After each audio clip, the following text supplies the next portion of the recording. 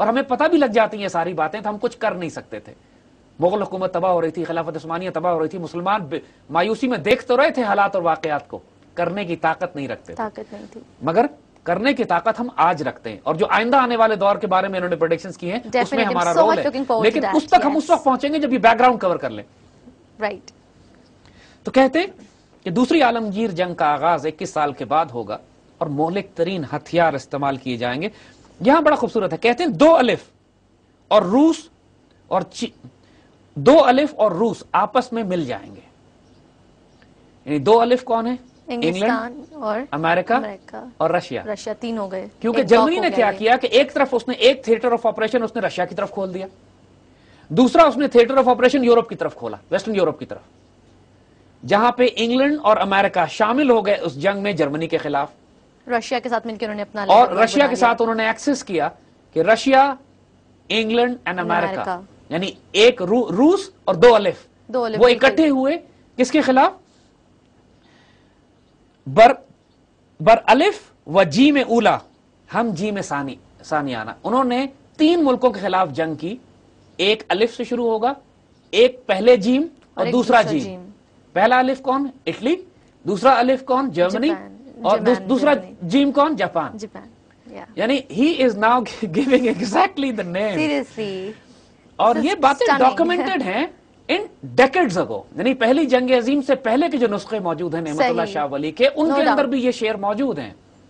وہ شعر جو 19th سینچری کے اینڈ میں اور 20ویں صدی کے شروع میں جو نسخے ہیں لوگوں کے پاس, people have called us to tell کہ ہمارے پاس وہ نسخے موجود ہیں کہ جن میں یہ سارے واقعات ہونے سے پہلے لکھے ہوئے, لہذا یہ کہنا کہ یہ کسی نے بعد میں بنائے ہوں گے doesn't make sense. Absolutely.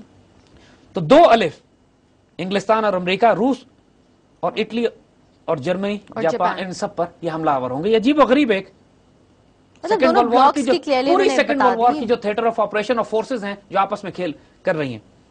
اب ایک بات اور نوٹ کیجئے کہ چونکہ انگریز انگلستان یہاں حکومت کرتا تھا ہندوستان پر, تو بہت بھاری تعداد میں ہندوستان کے مسلمانوں کو بھرتی کیا گیا انگریزوں کی طرف سے, یا ہندوستان کے لوگوں کو بھرتی کیا گیا انگریزوں کی طرف سے لڑنے کے لیے.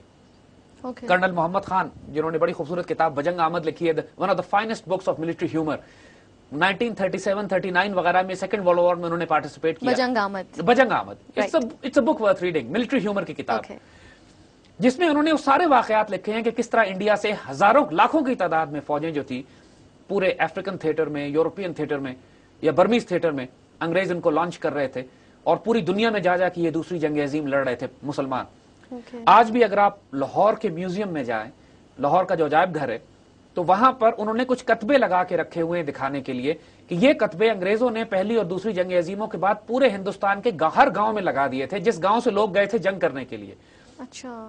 اور ان پہ لکھا ہوا ہے, ان کتبوں پہ یہ لکھا ہوا ہے مثلاً کہ from this village 100 people went to war, only 9 returned.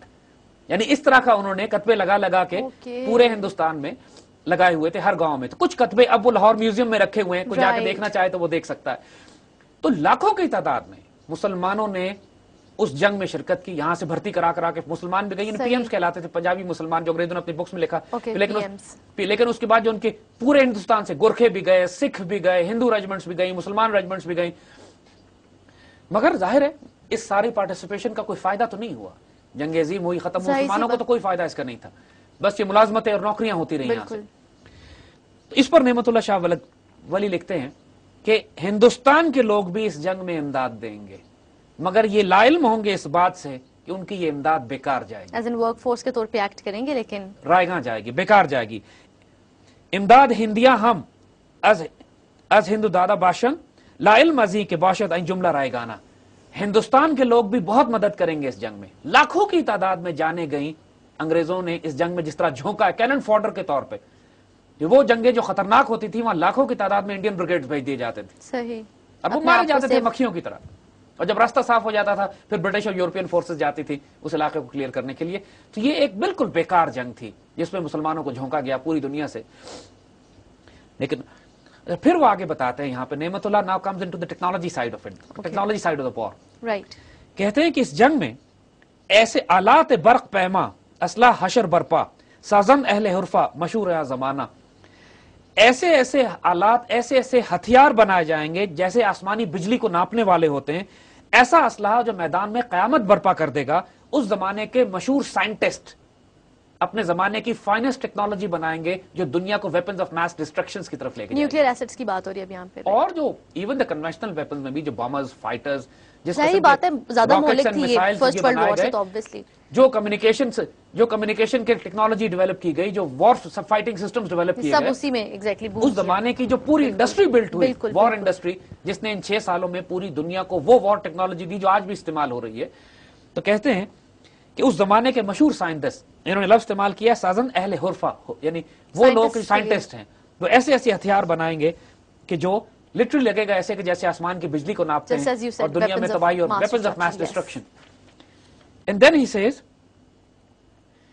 کہ اہل برطانیہ, عیسائی جرمنوں پر قابو پا لیں گے, جیم والوں پر قابو پا لیں گے, لیکن جنگ کی تباہ کاریاں اتنی ہوں گی کہ ان کا خود نظام کمزور ہو جائے گا, جس کی بنا پر یہ ہندوستان چھوڑنے پر مجبور ہو جائیں گے. کتنا زبردست کنکلوژن, اور پورا جو ریزلٹ وار یعنی سیکنڈ ورلڈ وار کے نتیجے میں the British Empire will become so weak کہ وہ مجبور ہو جائیں گے, the jewel on the crown جسے انڈیا کو یہ کہا کرتے تھے کہ یہ ہمارے تاج کا ایک ہیرا ہے, بالکل وہ ان کو چھوڑنا پڑے گا. and this is exactly what happened. Quaid Azam 1940 میں جب پاکستان ریزولوشن پاس ہوتی ہے, اس وقت تو British empire was at its peak. Definitely مسلمانوں کے خواب میں نہیں تھا کہ 7 سال میں ہم پاکستان بنا لیں گے, لیکن اس جنگ کے نتیجے میں اتنی زیادہ کمزور ہو گئی برٹش امپائر کہ اب جو انڈیا کے لوگوں نے آزادی کی ڈیمانڈ کی, تو برٹش ریئلائز کہ اب ہمارے پاس کوئی آپشن نہیں ہے سوائے اس کے کہ ہم ہندوستان چھوڑ کر چلے جائیں.